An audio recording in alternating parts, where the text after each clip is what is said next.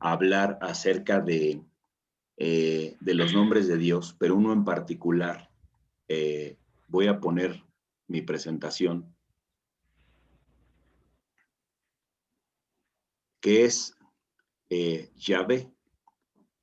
Posiblemente es uno de los nombres que más escuchamos, pero necesitamos hacerlo y te prometo que aún el escuchar el nombre o mencionar yo el nombre, necesito explicarte algo muy importante que, a ver, ya ven mi presentación. Sí. Ok, de ello, de los nombres, de lo que vemos aquí, justamente vemos algo. Para los hebreos es muy importante cuando ellos se expresan o se dirigen ante nuestro Señor, o de alguna manera cuando van a dirigirse y para reemplazar el nombre de Yahvé, para ellos es considerado muy sagrado, como para ser pronunciado de una manera común, de una manera repetida, ¿no? Como si fuese un nombre al que pueden mencionar de una manera frecuente. Por eso vemos muchos personajes en la Biblia que de pronto, ante alguna circunstancia, ante algún momento en su vida, ellos llamaron a Dios de una forma, de una manera, no solamente como el Señor, como Jehová.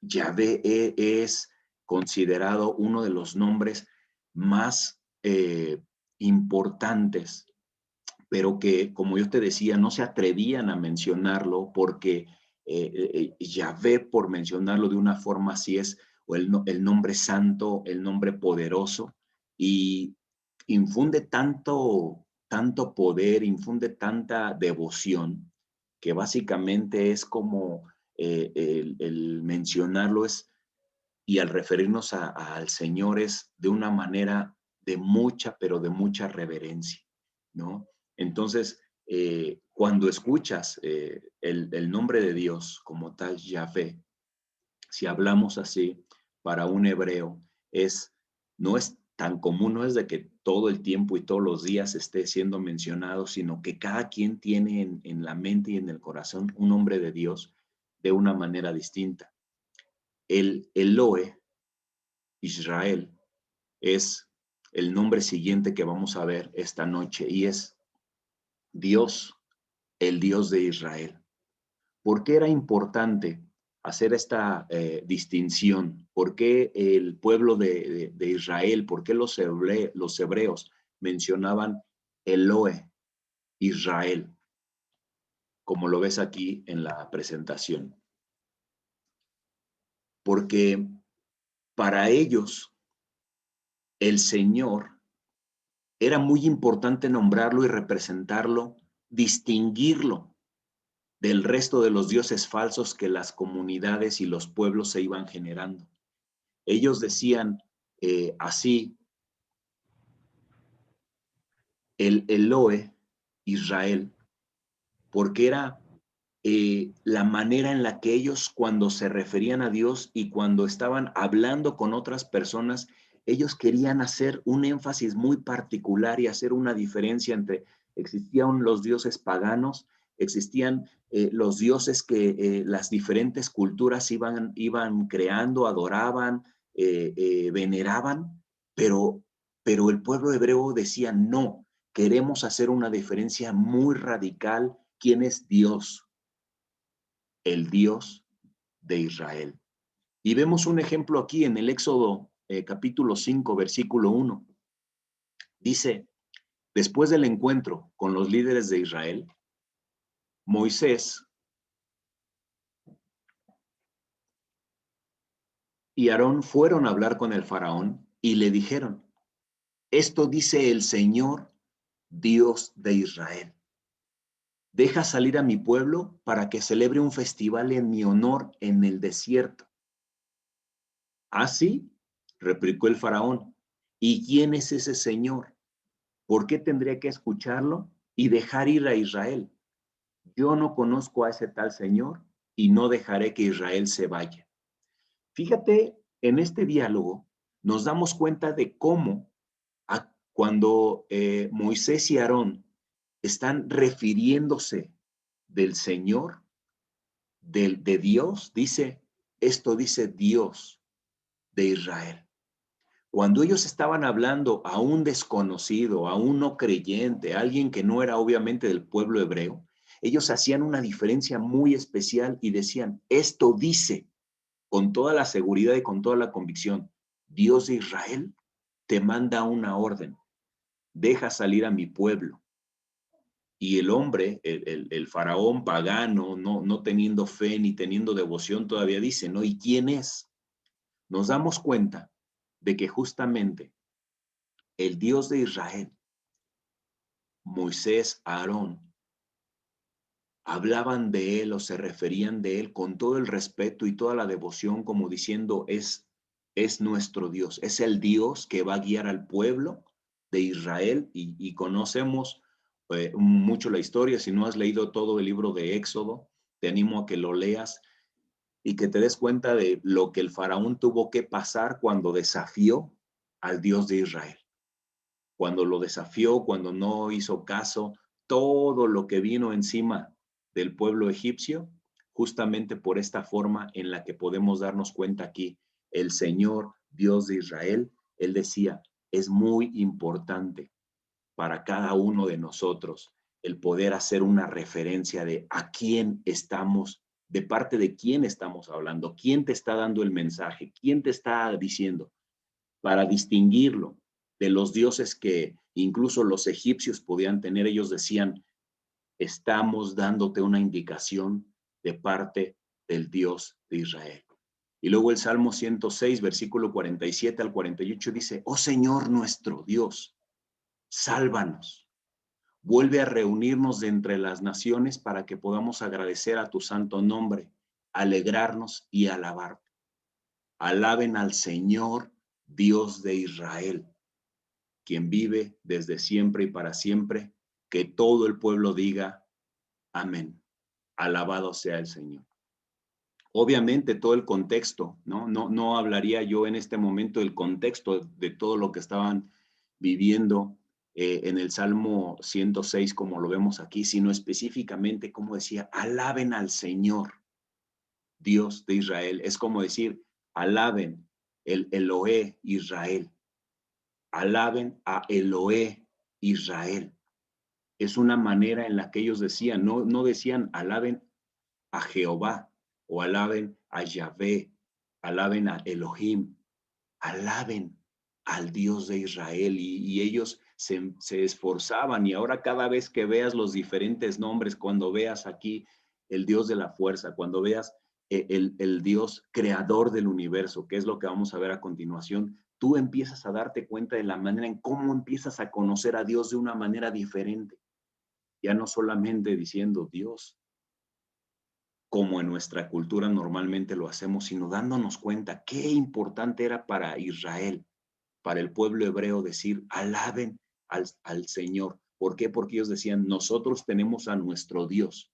Los paganos tienen a sus dioses, pero el nuestro es el Dios verdadero, el Dios de Israel. Queremos alabarle por siempre. El siguiente, el Eyón, el Eyón, que significa el Dios Altísimo. Él, refiriéndose, cuando el pueblo de Israel, cuando el pueblo hebreo habla acerca de el Eyón, está haciendo énfasis a que hay un solo Dios soberano, pero algo bien importante. Fíjate, cuando oramos y nosotros le decimos, Señor, en ti ponemos nuestra confianza, en ti ponemos nuestra esperanza.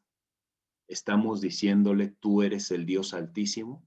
Y en otras palabras, cuando vamos a ver ahora en las escrituras, es como decimos, el Eyón.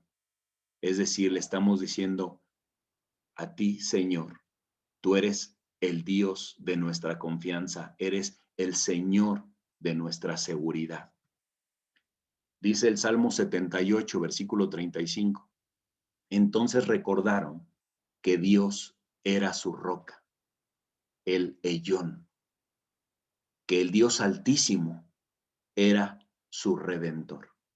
Estarás de acuerdo conmigo que en muchos momentos de nuestra vida hemos tomado esta promesa, le hemos dicho, Dios, tú eres nuestra roca, tú, Señor, eres nuestra confianza, en ti ponemos toda nuestra esperanza. Estamos diciendo, el Ellón, Señor, eres el Dios Altísimo, en nadie más podemos poner nuestra confianza, en nadie más. Hablando de relaciones personales, no podemos poner nuestra confianza en hombres o mujeres, en nuestra pareja, en alguien que conocemos. No es en quien depositamos nuestra esperanza, la tenemos puesta en el Señor, que es nuestra roca. No ponemos nuestra confianza en las cuestiones materiales, no ponemos nuestra confianza en las cosas que vemos, por mucho que sea atractivo, por mucho que parezca que es algo alentador, placentero, algo que nos da seguridad. Ellos, cuando mencionaban esto, el Ellón, ellos podían confirmar y decirle, Señor, tú eres nuestra roca. Una relación profunda con Dios, como para decir, el Señor es inamovible. Él no va a cambiar su amor hacia mí, no va a cambiar su afecto hacia mí, no va a cambiar su compasión hacia mí. Por eso, el Ellón, pongo en ti, Señor, toda mi confianza. El Dios Altísimo es nuestro Redentor. Y en Daniel 4, versículo 34, también vemos cómo nos dice aquí, cuando se cumplió el tiempo, yo, Nabucodonosor, levanté los ojos al cielo, recuperé la razón, alabé y adoré al Altísimo y di honra a aquel que vive para siempre. Su dominio es perpetuo y eterno es su reino. Aún Nabucodonosor, dice aquí, levanté los ojos al cielo y alabé y adoré al Altísimo. ¿Qué te dije que tenía que ver el Ellón?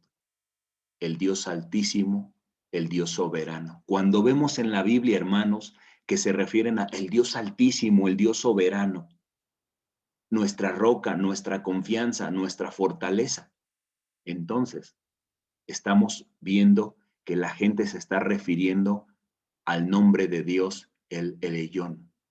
Y podemos decir, ¿quién más nos hablaba acerca de una roca? ¿Quién más nos hablaba acerca de una esperanza? Jesús. Entonces nos damos cuenta de que refiriéndose no solamente a Dios Padre, muchos de los nombres que estamos estudiando hacen mención, como yo te decía, en plural y en específicamente vamos a ver el siguiente que me pareció muy, pero muy interesante también. Elohim. Elohim hace mención a Dios, hace mención a Jehová desde su persona de el Creador Todopoderoso. Siendo Elohim, Dios el Creador Todopoderoso del universo, es cuando hablamos, ¿no? Yo hacía una reflexión y decía, ¿cuántas veces he empezado mi oración diciéndole, Señor Todopoderoso? E incluso alabamos de esa manera, ¿no? Señor poderoso. Estamos hablando de Elohim. Es decir, cuando hablamos de Dios, el creador del universo. Y cuando hablamos del creador del universo, hablamos de que Dios es omnisapiente, es decir, que conoce todo. Él creó todas las cosas y es omnipresente, es decir, que está en todo momento. Cuando aún en los momentos difíciles que pareceríamos preguntarnos, ¿y dónde está Dios? Tenemos que pensar, Él es Elohim, perdón. Elohim de decir, Él es el Todopoderoso. ¿Y en qué partes de las Escrituras vemos hablando de Elohim?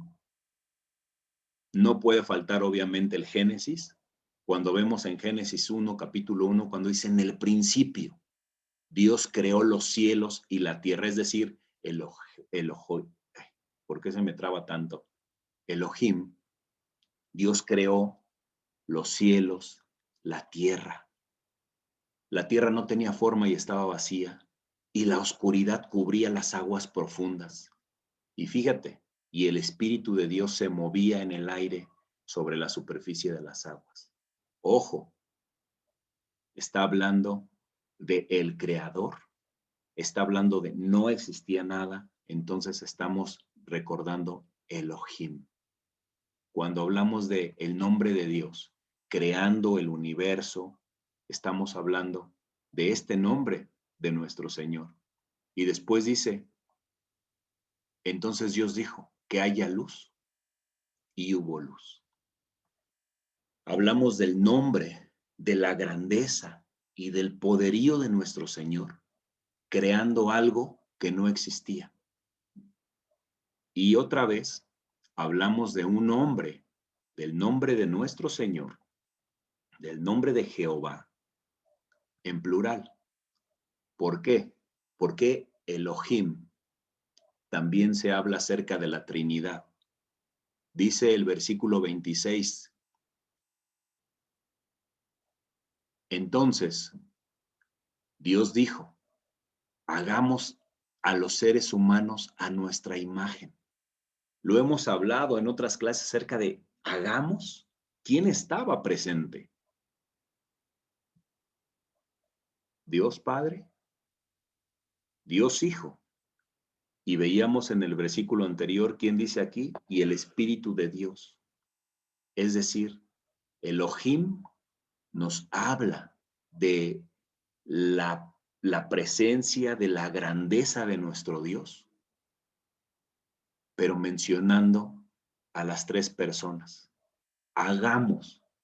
No existía nadie al lado de Dios, más que Jesús, y dice la Biblia también, y el Espíritu de Dios, presente, haciendo todo. Dice, hagamos a los seres humanos a nuestra imagen, para que sean como nosotros. Ellos reinarán sobre los peces, las aves, los animales y todo. Entonces, Elohim también es dado el nombre a Jesús, al Padre y al Espíritu. ¿Por qué? Porque estamos hablando de la Trinidad. En ese sentido, nos damos cuenta, hermanos, de que nuestro conocimiento de Dios va creciendo cada vez y cada vez más y necesita ir creciendo cada vez más, de tal manera que cuando nosotros vamos creciendo en nuestra devoción a Dios, cuando vamos creciendo en nuestro conocimiento de Dios, sabemos cuando estamos hablándole al Señor de nuestra confianza, cuando estamos hablándole al Señor creador del universo. Y estos nombres, pues obviamente tienen que ver mucho con lo que en nuestra vida cristiana vamos aprendiendo acerca